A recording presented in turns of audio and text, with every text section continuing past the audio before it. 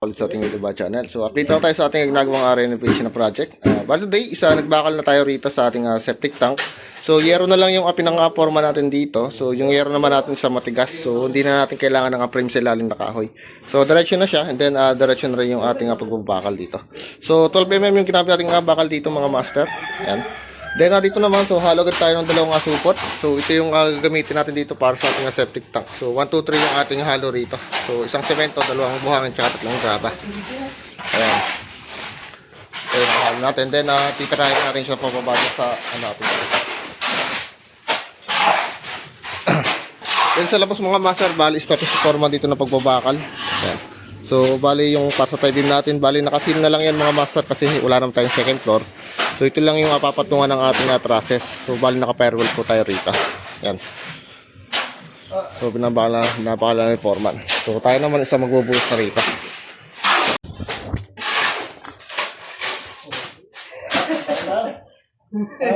Bawasan natin muna. Batin ba lang? Okay, so dito tayo mga master. So bubuhos tayo.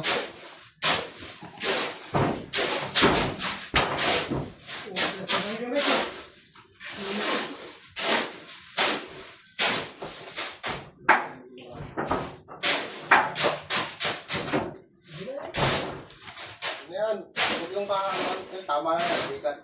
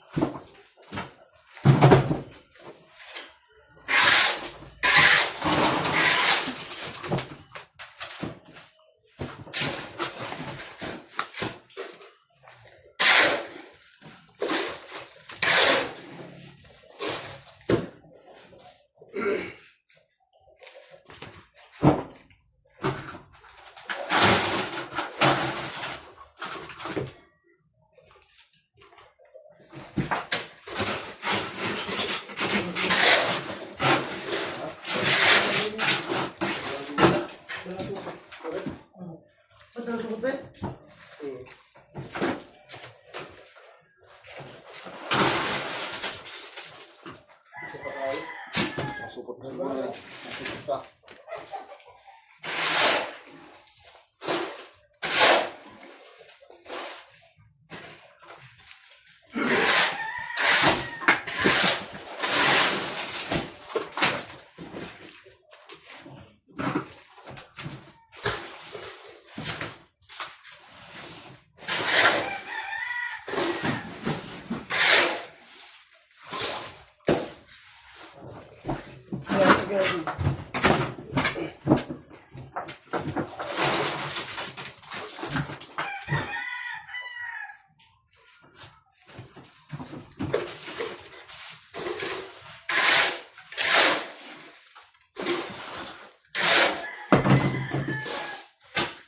Alvin.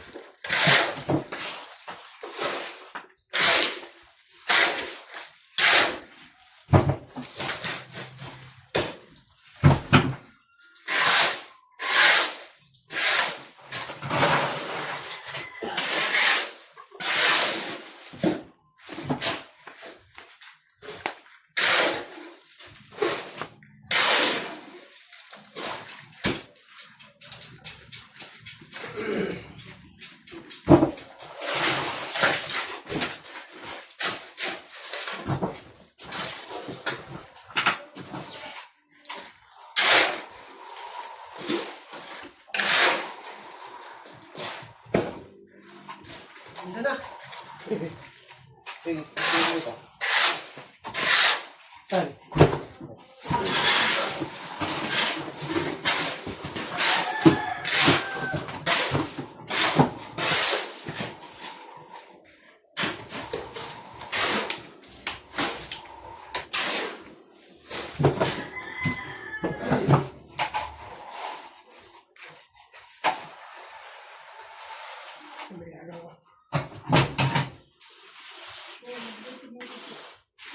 Ha?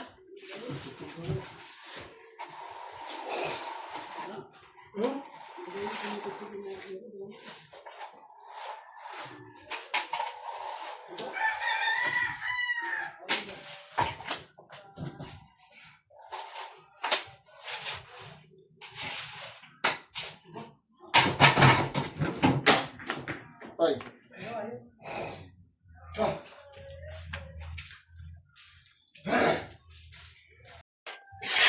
Okay mga master, bali tapos na po natin nabuhusan yung ating slab dito para sa ating septic tank. Ayan, so may abang tayong tubo doon para po yun sa sa CR nitong ikatlong kwarto.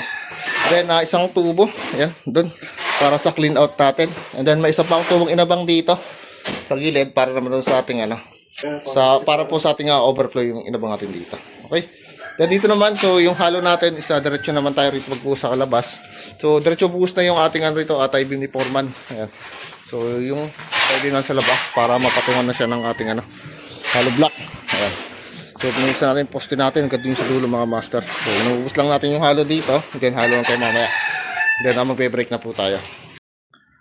Alright mga master, so bali tapos na. Nabuhos na natin dito yung ating septic tank. Ayan, so by tomorrow, so titibagin na natin to para mabagsak na rito. Kasi ito na yung panibagong addition natin. Ito. Ayan, so asinta ko na yan pagkatibag ito mga master. Then natin sa likod mga master. So aray mga master, bali sinimula na kanilang asinta ni foreman yung ating likod para sa ating magiging firewall. Ayan, so hanggang dun sa dulo.